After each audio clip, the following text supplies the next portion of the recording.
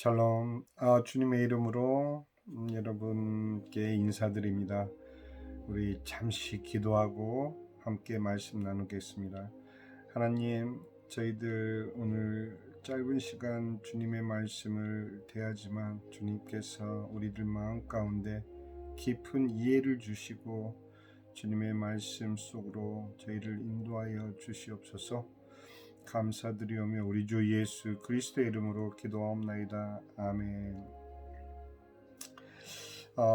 조금 어제 요한복음 서론 부분이 많이 좀 어려운 분들도 없지 않아 있었을 겁니다. 특별히 우리 자녀들 생각에 아직 이 요한복음에 대한 편한 그런 이해가 쉽지는 않을 수도 있습니다. 그래서 어제 그 서론 부분을 분야별로 다시 한번 여러분들의 이해를 위해서 설명을 드리겠습니다.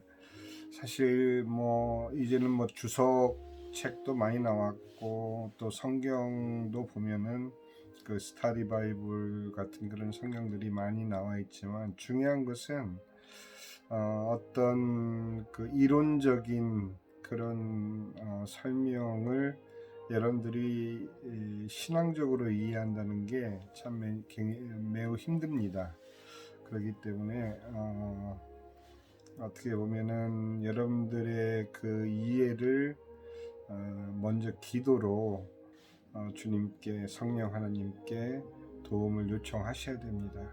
그리고 왜 그러냐면은 이 모든 성경은 하나님의 감동으로 기록되었기 때문에 여러분들이 성령님께 기도를 드리면 성령님께서 여러분들의 이해를 도와주실 겁니다. 그리고 이 성경 말씀은 사실 우리 자녀들 경우에는 그저 이렇게 막 읽어 지나치는 경향이 없지 않아 있는데 그렇게 해서라도 스스로 성경을 읽는다면 너무 바람직하죠. 어른들도 마찬가지입니다. 내가 오늘은 어디까지 읽어야겠다. 그 읽는 자체가 나쁜 것은 아니지만 그렇게 읽고 지나가 버리면 그 말씀이 우리에게 주는 그 특별한 조명을 이렇게 발견하기가 어렵습니다. 그래서 고민을 해야 돼요. 이 성경 말씀은 그 줄거리는 여러분들이 대략적으로 모두 아시기 때문에 그 분야별로 왜 이럴까? 왜 이럴까? 저는 처음에 그 고민이 불신앙처럼 이렇게 느껴지기도 했었어요. 그런데 결코 그렇지 않습니다. 성경 말씀은 왜 이런가? 그 베리아 사람들도 이것이 어찌 이렇게 돼 있는가 연구하고 정말 하나님 말씀에 맞는가 생각해 보았다고 하지 않습니까? 그것은 어떤 신학자들이나 목사님들만 그렇게 생각하는 것이 아니라 우리 성도들이라면 이 말씀을 정말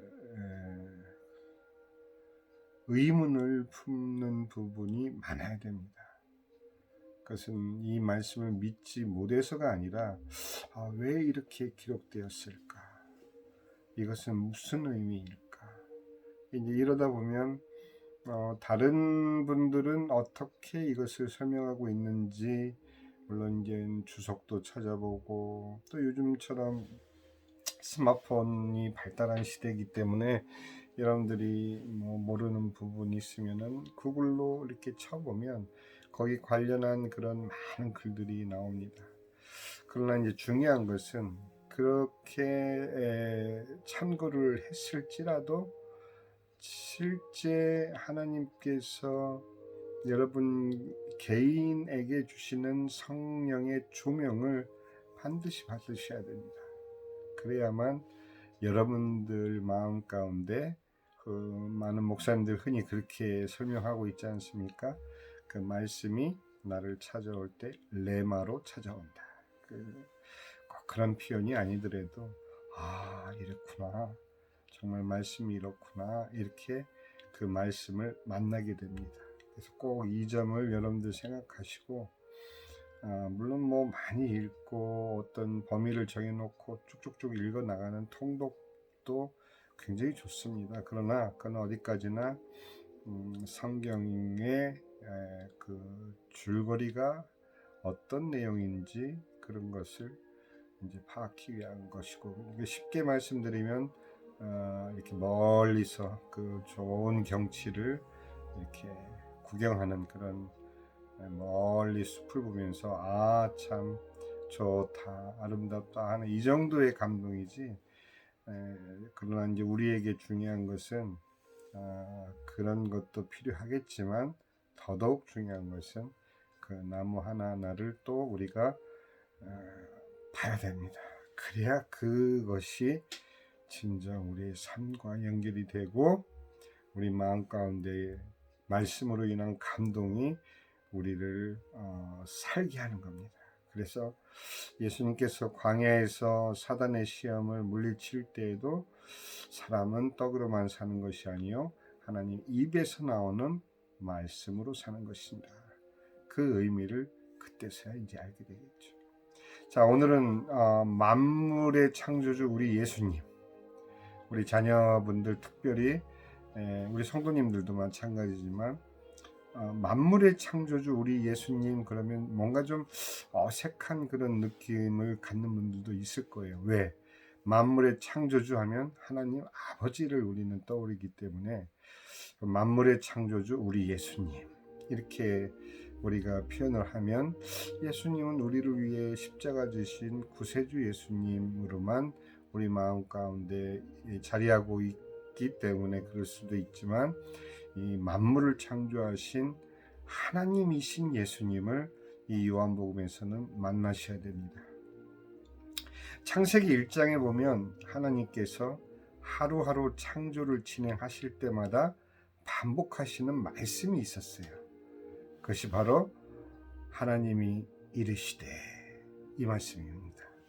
창세기 1장 예를 들어서 보면은 몇 군데만 예를 들어 드리면은 창세기 1장 3절에 하나님이 이르시되 빛이 있으라 하시니 빛이 있었고, 1장 6절에 보니 하나님이 이르시되 물 가운데에 궁창이 있어 물과 물로 나뉘라 하시고, 또 창세기 1장 9절에 보니 하나님이 이르시되 천하의 물이 한 곳으로 모이고 묻이 드러나라 하시니 그대로 되니라. 이렇게 이처럼 하나님의 그 사람을 포함한 모든 만물, 사람을 포함해서 모든 만물을 창조하시는 하나님의 창조 과정에서 총 10번의 이르시되와 가장 중요한 한 번의 이르시되가 나옵니다. 이렇게는 생각 안 해보셨을 거예요. 이렇게 보면은 가장 중요한 이르시되는 어디에 있느냐 하면은 바로 창세기 2장 16절에 있습니다. 여호와 하나님이 그 사람에게 명하여 이르시되, 그냥 하나님이 이르시되가 아니고 명하여 이르시되, 굉장히 강조되었고 이것은 명령조죠. 그죠? 명령하신 것이죠. 명령하여 이르시되, 이것이 특별한 이르시되, 이렇게 창세기 1장에 하나님의 이르시되가 이렇게 나타나 있죠. 자, 이번에는 하나님이 그 사람에게 명하여 이르시되 라고 모세가 기록한 것을 여러분들이 생각을 해보면 이 창세기 1장에 흘러넘치는 하나님의 이르시되가 우선 여러분들 머릿속에 담고, 이제 요한복음으로 돌아와 보면 제가 왜 창세기의 하나님의 창조 과정을 살펴보았는지가 이제 이해가 되실 겁니다. 요한복음 1장 1절에 보니 태초에 말씀이 계시니라. 이 말씀이 하나님과 함께 계셨으니 이 말씀은 곧 하나님이시니라. 우리의 상식적인 생각으로는 하나님께서 주체가 되셔서 하나님의 입으로 나오는 하나님이 이르시되, 하나님께서 말씀하시는 음성으로 그 말씀을 이해하겠지만, 성경은 그 말씀을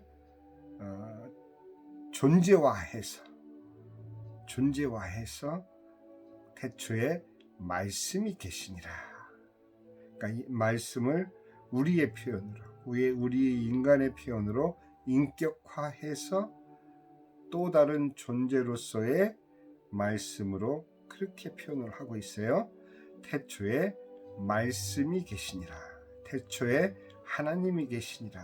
이런 의미처럼 말씀이 계시니라. 이 말씀이 하나님과 함께 계셨으니, 하나님 입에서 나오는 말씀으로서가 아니라 하나님과 함께 계신 동격 인격체인 말씀으로 이렇게 표현하고 있네요.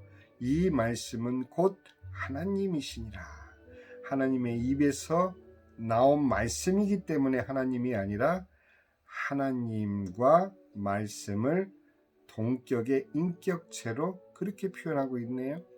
2절에 보니, 1장 2절에 보니 그가, 말씀을 가리키는 것이죠. 그가 태초에 하나님과 함께 계셨고, 여기서도 하나님과 똑같은 동격의 인격체로 이 말씀을 또 부르고 있네요. 그죠?